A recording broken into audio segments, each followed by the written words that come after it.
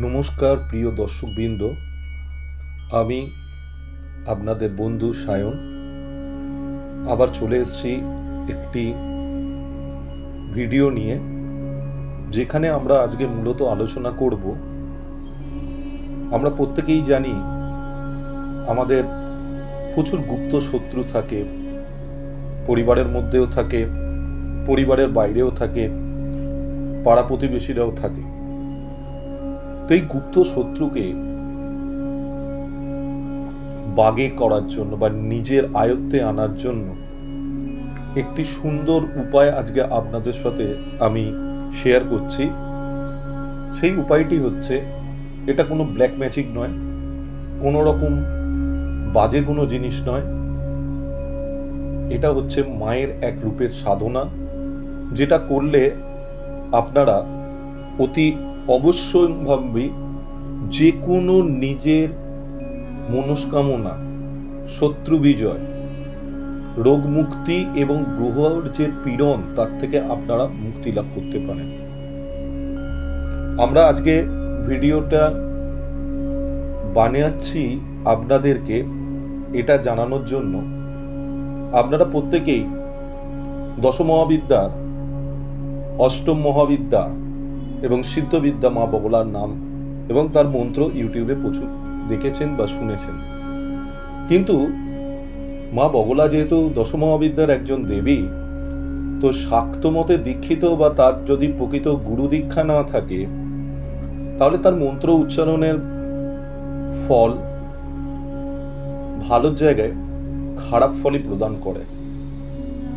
কিন্তু আজকে আমরা আলোচনা করব যাদের গুরু দীক্ষা নেই, যারা বেসিক্যালি আমার আপনার মতন গৃহস্থী, তারা কেমন করে মা বগলার এই সুন্দর সিদ্ধ সাবর মন্ত্র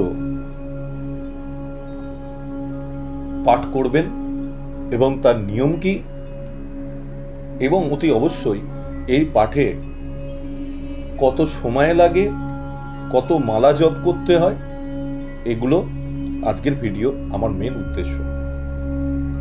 তো আর সময় অপেক্ষা না করে প্রথমে আমরা জেনে নিই মা বগলা সিদ্ধ সাবর মন্ত্রটা। মন্ত্রটা হচ্ছে, ওম মলায়চল বগলা ভগবতী মহাক্রূরী মহাকরালী রাজমুখবন্দনম গ্রামমুখবন্দনম গাম পুরুষ বন্দনম কালমুখবন্দনম চৌড়মুখবন্দনম বাগ্রমুখবন্দনম সর্বদুষ্ট গ্রহ বন্দনম সর্বজন বন্দনম বসি কুরু হুম ফট স্বাহা। আমি এই মন্ত্রটি ডেসক্রিপশন বক্সে আপনাদের সুবিধার জন্য লিখে দেব। এবার এই মন্ত্রটা পাঠ করার নিয়ম কি, কবে থেকে আপনাদের এই পাঠ করতে হবে, প্রয়োজনীয় বস্তু কি, কি কি উপকরণ লাগবে এই পুজো পদ্ধতি করার জন্য, সেইটা নিয়ে আমি আলোচনা করছি।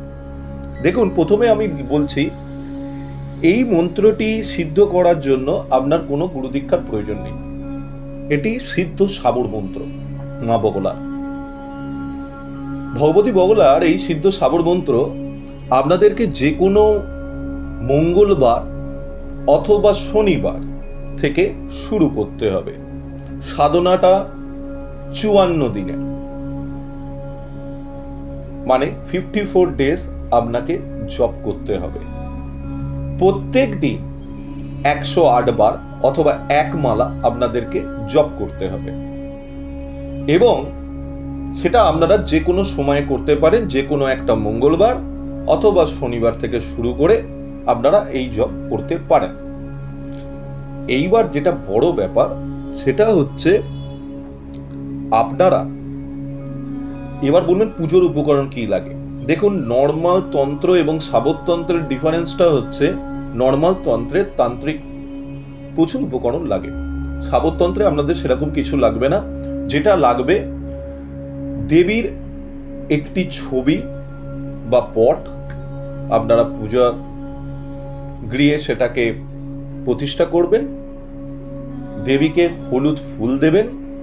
এখানে কোনো ম্যান্ডেটরি নয় যে আপনাদেরকে হলুদ জামা কাপড় পরেই দেবীর পুজো করতে হবে। ভোগ হিসাবে আপনি দেবীকে হলুদ লাড্ডু, হলুদ সন্দেশ দিতে পারেন, এবং ফল হিসেবে যে কোনো হলুদ ফল যেমন পাকা পেঁপে, নাশপাতি, এগুলো, বেদানা, এগুলো আপনারা দিতে পারেন, এবং ধূপ এবং দীপ, এর বাইরে কিচ্ছু নেই। কিন্তু এখানে একটা ম্যান্ডেটরি নিয়ম হচ্ছে, আপনি কিন্তু এই 54টা দিন প্রত্যেক দিন 108 বার করে এই সিদ্ধ সাবর মন্ত্র আপনাদেরকে জপ করতে হবে। এবং জপে বসবার আগে প্রথম দিন আপনাদেরকে একটি সংকল্প নিয়ে বসতে হবে। মায়ের সামনে আপনি মালা দিলেন, ফুল দিলেন, ধূপ দিয়ে অর্চনা করলেন, দীপ দেখালেন, মাকে ফল এবং মিষ্টি সামর্থ্য অনুযায়ী দান করলেন, এবং মেইন জিনিস যেটা, সেটা আপনাদের সংকল্প করতে হবে প্রথম দিন। কি সংকল্প করবেন? দেখুন, যারা আমরা সংস্কৃত জানি না,